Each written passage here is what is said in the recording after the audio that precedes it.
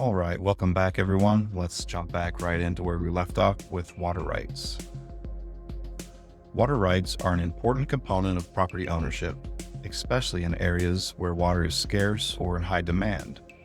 Because each state has its own permits and uses, it's critical to understand the laws in your area. There's two types of water classifications: surface water and groundwater. Water rights are a property owner's legal rights to use and access water from a specific source, such as a river, lake, or aquifer.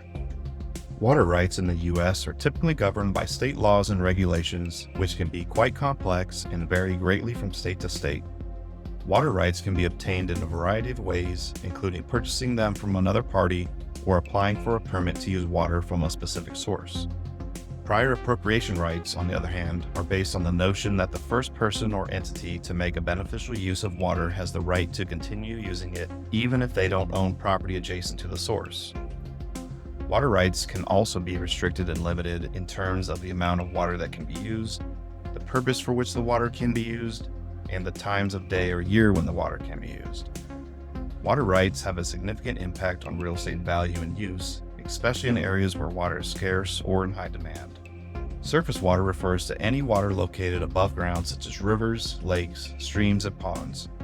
Many communities and properties use surface water for drinking, irrigation, recreation, and industry. State laws govern surface water rights, which can be complicated and vary by state. Surface water rights can be purchased or obtained by applying for a permit to use water from a specific source. They can be restricted by amount, purpose, and time of day or year. In areas where surface water is used for drinking, irrigation, or other purposes, surface water rights can vary greatly and can greatly affect real estate value and use. For example, a farmer with surface water rights can use river water for irrigation. These rights may be subject to regulations that limit the amount of water diverted, the time of day or year, and other factors. Riparian rights and littoral rights apply to surface bodies of water like rivers, lakes, and oceans. Riparian rights regulate water resource use and management in areas near rivers, streams, and other bodies of water. Riparian rights are based on the idea that landowners near a body of water have a natural right to use and enjoy its water. Riparian rights include the right to drink, irrigate, and navigate water. State laws govern riparian rights, which vary widely. These rights balance the interests of landowners near a body of water with the public interest in water resource protection.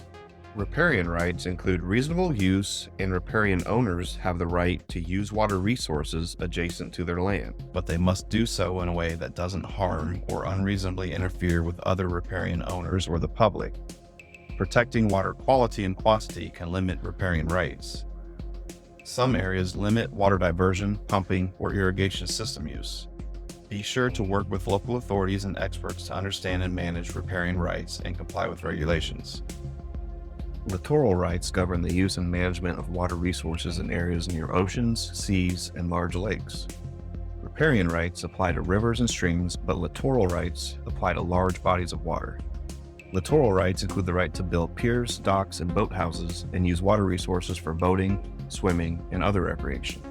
Littoral rights are also subject to reasonable use, which means that littoral owners have the right to use the water resources adjacent to their land, but they must do so in a way that does not harm or unreasonably interfere with the rights of other littoral owners or the public. State laws regulate littoral rights, which vary widely. Littoral rights balance the interest of landowners near a large body of water with the public interest in water resource protection. Protecting water quality and quantity can limit littoral rights. Some areas restrict motorized watercraft use or construction near water. As always, work with local authorities and experts to understand and manage littoral rights and comply with regulations. Groundwater is found beneath the Earth's surface in underground aquifers that can be accessed via wells and other pumping systems. Groundwater rights are often different from surface rights, and they may be subject to different rules and regulations. Groundwater rights can be acquired in a variety of ways, including applying for a permit to pump water from a specific aquifer or purchasing the rights from another party. Groundwater rights may be subject to limitations and regulations in some cases in order to protect the quality and quantity of the water supply.